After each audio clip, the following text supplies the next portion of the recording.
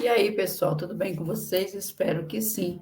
Mais uma vez aqui para atualizar o nosso canal Sala de Aulas. Por isso, já peço para você curtir, compartilhar, se inscrever aqui no nosso canal e me ajudar a se manter aqui, tá bom? Vamos lá, conto contigo. Podendo ajudar no Pix, tá aí passando as duas chaves de Pix, pode ser ou o celular ou o CPF. Qualquer quantia já ajuda bastante. Vamos lá. Gente, nunca foi pela família, nunca foi pelo Brasil, muito menos pelos pobres. Não. O Bolsonaro sempre teve focado o seu propósito, porque sempre foi o poder pelo poder. Eu estou estudando muito sobre o bolsonarismo, porque desde a época que o Bolsonaro ascendeu ao poder, vencendo as eleições em 2018, assumindo em janeiro de 2019, eu sempre bati na mesma tecla de que seria razoavelmente fácil vencer o Bolsonaro, mas não seria nada fácil vencer o bolsonarismo. E isso está cada dia mais forte na minha mente, cada dia mais fixo de que eu tinha razão, eu tenho razão.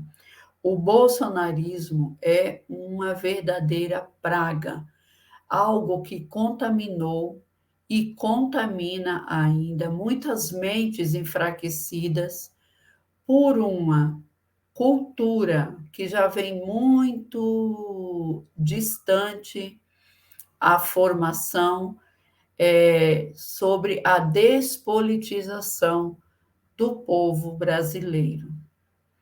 O bolsonarismo nada mais é do que a somatória da despolitização iniciada com o processo de antes mesmo da ditadura militar de 1964.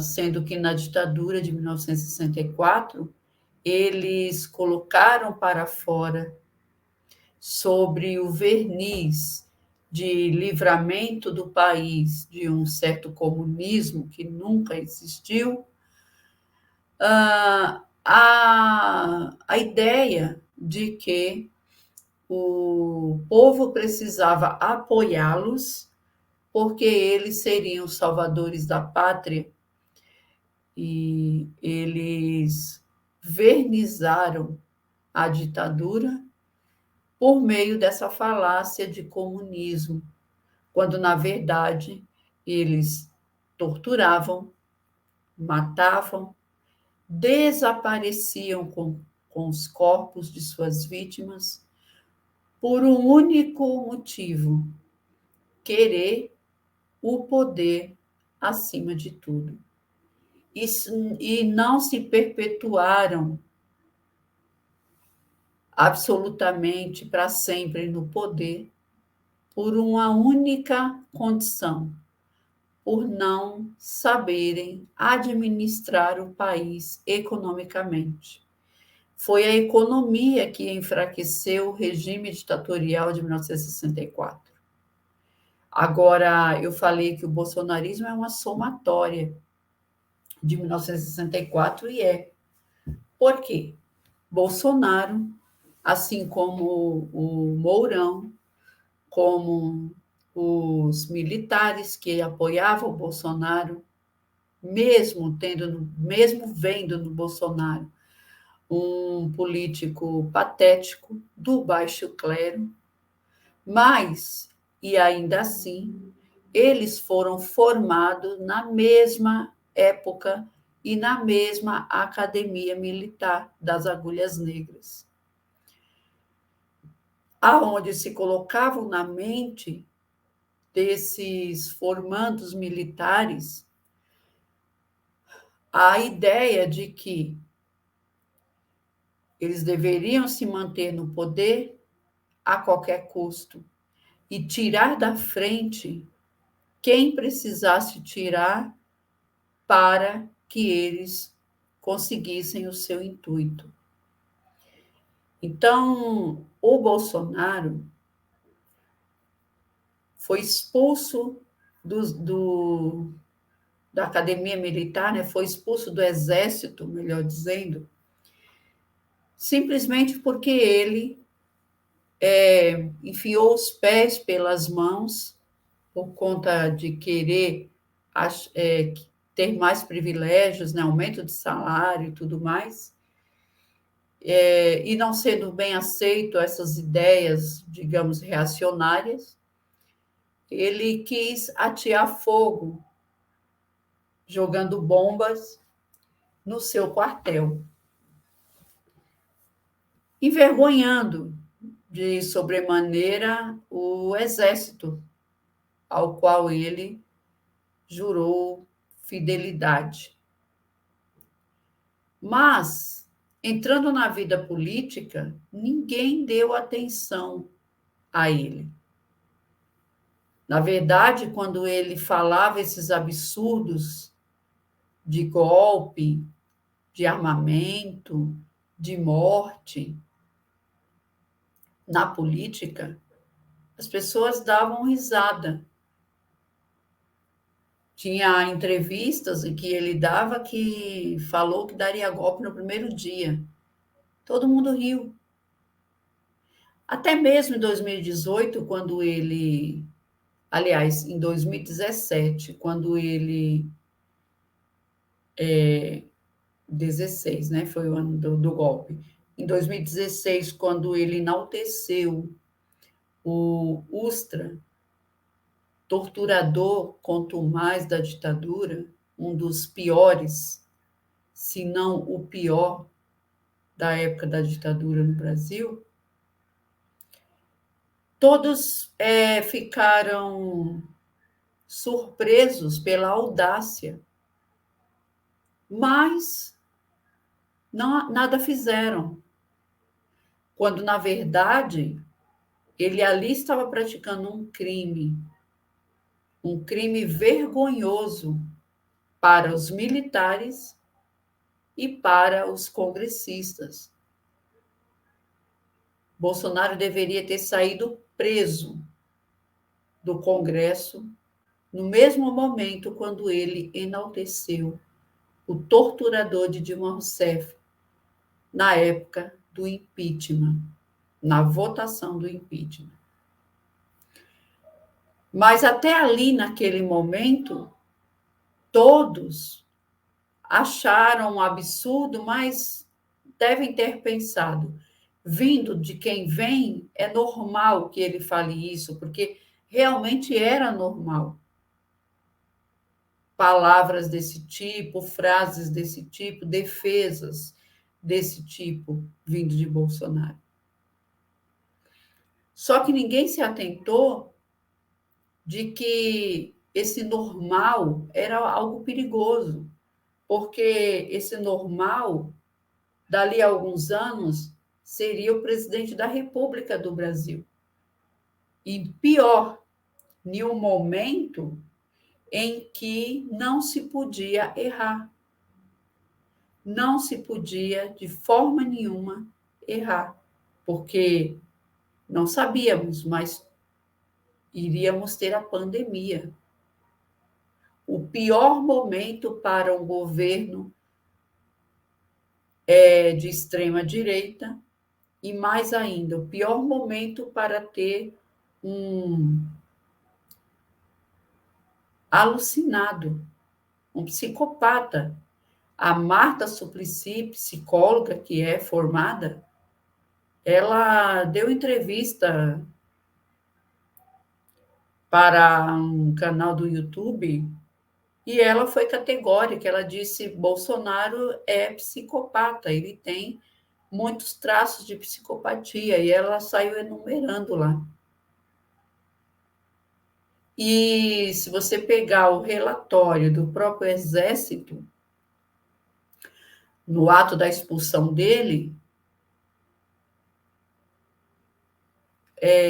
também está escrito que ele era uma pessoa despreparada emocionalmente, vaidosa e altamente ambiciosa, que não media esforços para conseguir o seu objetivo, que tinha uma mente fora da realidade, ou seja, uma das características da psicopatia, ou várias características da psicopatia. Então, aquele momento de 2019 a 2020, 22, era o pior momento para se ter um presidente psicopático, altamente extremado, mas com foco,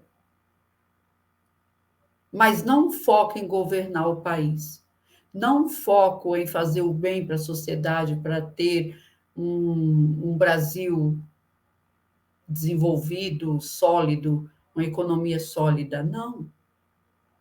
O foco dele era matar.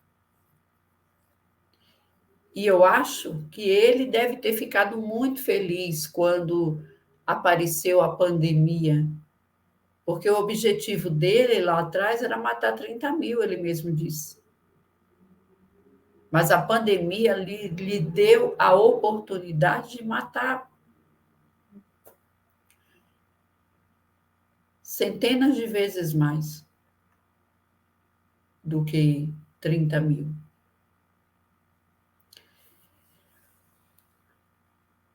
E tudo isso abençoado por uma série de pastores igualmente alucinados, retrógrados, violentos, espertalhões, usurário do dinheiro dos seus fiéis, totalmente inteligentes na manipulação de mentes. Então, juntou a semente com o terreno fértil, a semente de morte do Bolsonaro e o terreno fértil dos pastores evangélicos, que tinham ali e ainda têm sob sua tutela o controle de mentes de milhares e milhares de pessoas, não deu outra. Misturando tudo, deu o suco da extrema-direita pura, o suco da ditadura, o bolsonarismo. Agora, como combater tudo isso? Porque os dias que nós estamos vivendo hoje não era mais para ter um único ser vivo neste país que ainda apoiasse este homem. Mas ainda tem muitas pessoas que torcem a cara quando a gente fala mal do Bolsonaro, que tenta defender, botando a responsabilidade nos outros. Aliás, colocar a responsabilidade nos outros é algo comum a eles. Percebe como o Bolsonaro é? Ah, o Mauro Cid vendeu as joias? Ah, não sei de nada, ele tinha autonomia para trabalhar. Ah, não comprou vacina na época certa da pandemia. Ah, mas não era eu o ministro da Saúde. Então, assim, eles nunca têm responsabilidade naquilo que lhes compete.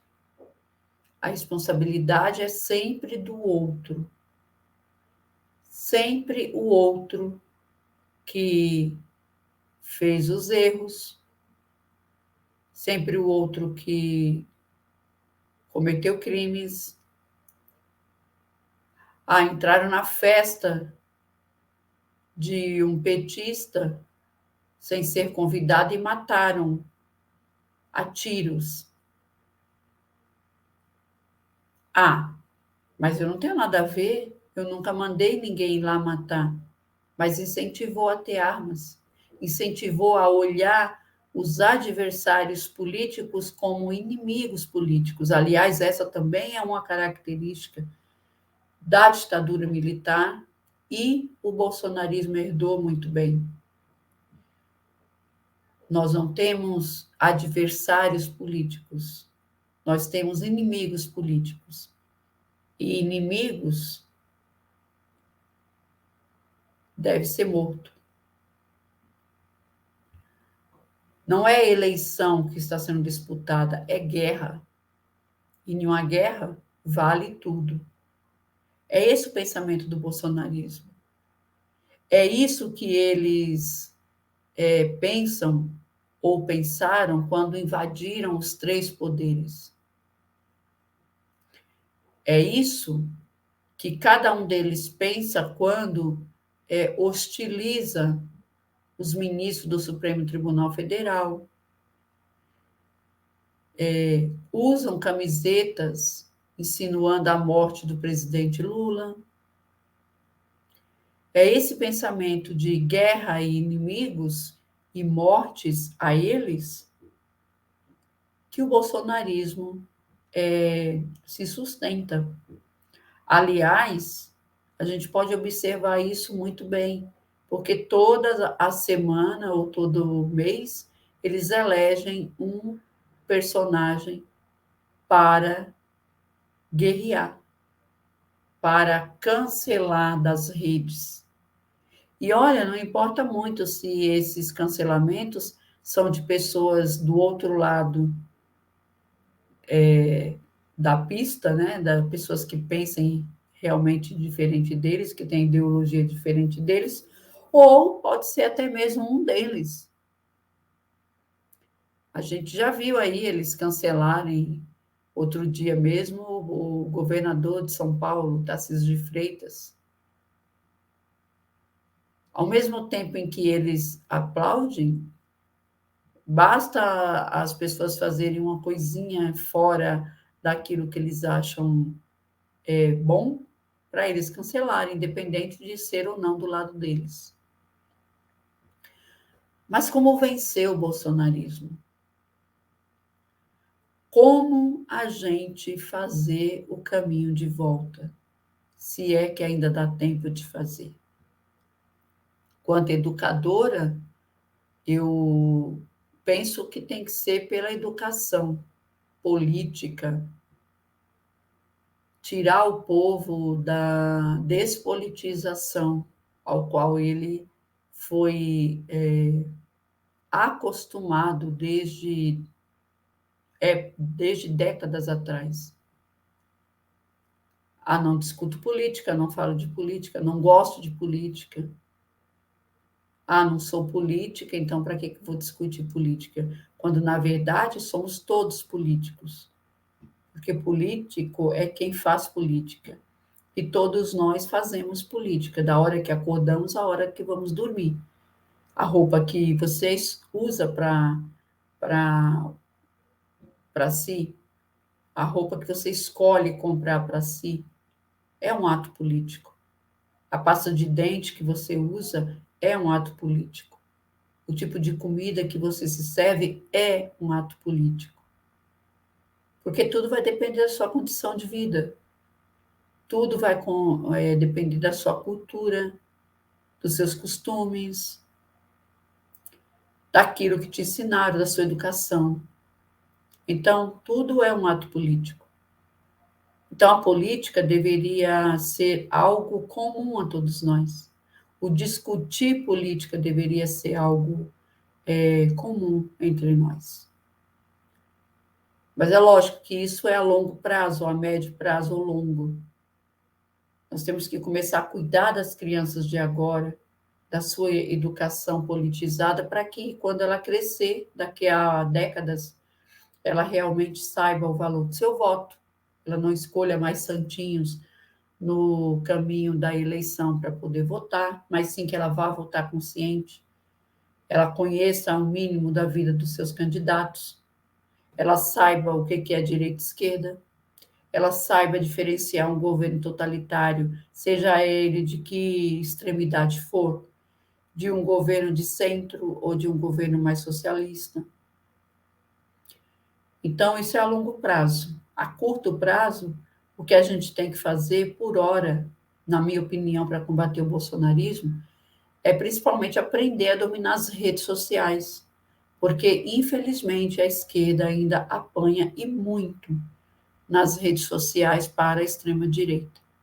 Então, a gente tem que aprender mecanismos de contrapor, assim que a fake news é feita, a gente tem que aprender a contrapô-la de modo que a narrativa verdadeira seja imediatamente compartilhada, para que a fake news seja imediatamente combatida, assim, ou tão logo ela repercuta.